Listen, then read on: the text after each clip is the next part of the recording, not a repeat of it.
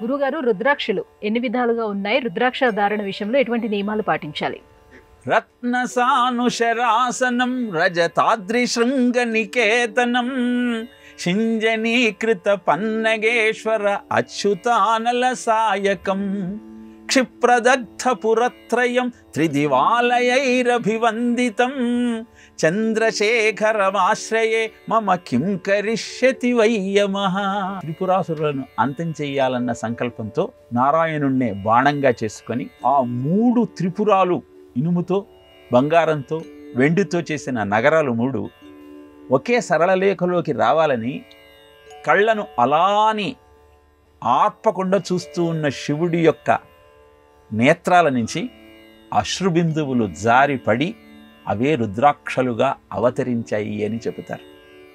మనకు ఉన్న 1180 ఉపనిషత్తులలో 88వ ఉపనిషత్తు రుద్రాక్ష జాబాలోపనిషత్తు. దీనిలో రుద్రాక్షల మాహత్యాన్ని తెలియజేశాడు. ఈరోజు రుద్రాక్ష ధారణ ఒక వ్యామోహంగా కనబడుతుంది. 1 నుంచి 14 ముఖాలు ఉన్నటువంటి రుద్రాక్షల యొక్క మాహత్యాన్ని మనకు ఈ ఉపనిషత్తులో తెలియజేశాడు. శివలింగ రుద్రాక్ష, నాగరుద్రాక్ష అని మానవ నిర్మితాలైన అనేక రుద్రాక్షలు వస్తున్నాయి, కానీ వీటి ప్రస్తావన మనకు ఆ ఉపనిషత్తుల్లో కనపడదు. ఇంకొకటి, రుద్రాక్ష ఒక యంత్రం మాత్రమే. నువ్వు కుంకుమార్చన చేయనటువంటి అమ్మవారి కుంకుమను ధరిస్తే ఏమైనా ప్రయోజనం ఉంటుందా? రాముని యొక్క కళ్యాణంలో సమర్పించబడని అక్షతలను నెత్తిన వేసుకుంటే ఏమైనా శక్తి వస్తుందా?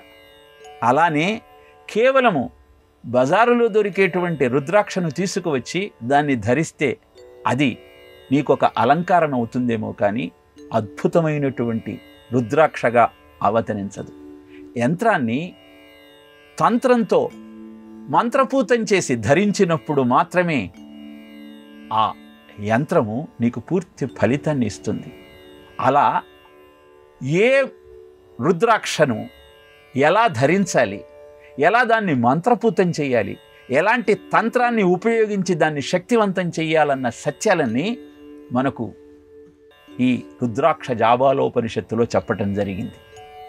రుద్రాక్షలు తేగానే అవి మంచివో కావో ఎలా పరిశీలించాలి అంటే, వాటన్నింటినీ నీళ్ళల్లో వేస్తే సరిగా పండనివి, పుచ్చిపోయినవి అన్నీ తేల్తాయి. మంచి రుద్రాక్షలన్నీ మునుగుతాయి.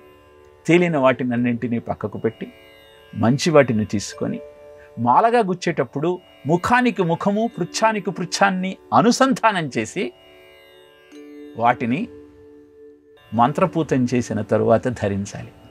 మనం ఒక లాకెట్ని ధరిస్తే దానిలో అడుగున పెద్ద కణుపు ఉంటుంది, కానీ రుద్రాక్షలను ధరించేటప్పుడు ఆ పెద్ద పూసను శిరస్సుకు తాకుతూ మన నెత్తి వైపు దాని ముఖం ఉండేటట్టు జాగ్రత్త పడాలి. వీటిని ధరించే ముందు అవిసె నూనెలో ఉంచి పునీతం చేసిన తరువాత మళ్ళీ ఆరబెట్టి వాటిని ధరించే ప్రయత్నం చేయాలి.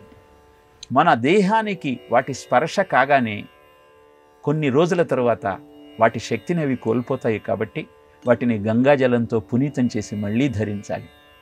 ఇలా అనేక నియమాలను చెబుతూ బ్రహ్మచారి 4 ముఖాలు ఉన్నటువంటి రుద్రాక్షను ధరించాలని, సన్యాసి 5 ముఖాలున్న రుద్రాక్షను ధరించాలని, ఇలా ఆ ఉపనిషత్తులో రుద్రాక్షల యొక్క మాహత్యాన్ని విపులంగా తెలియజేయటం జరిగింది. కనుక ఏదో వస్తుందన్న ఆశతో, ఏదో సాధించాలన్న భ్రమతో కేవలం రుద్రాక్షను ఒక ఆభరణంగా ధరిస్తే ఆ ప్రయోజనం నీకు చేకూరదు. అది కేవలం యంత్రమే. అది తంత్రంతో మంత్రపూతమైనప్పుడు మాత్రమే నీకు అద్భుతమైన శక్తిని అందిస్తుంది అన్న సత్యాన్ని గుర్తించి వాటి ద్వారా శక్తిని పొందే ప్రయత్నం చేద్దాం.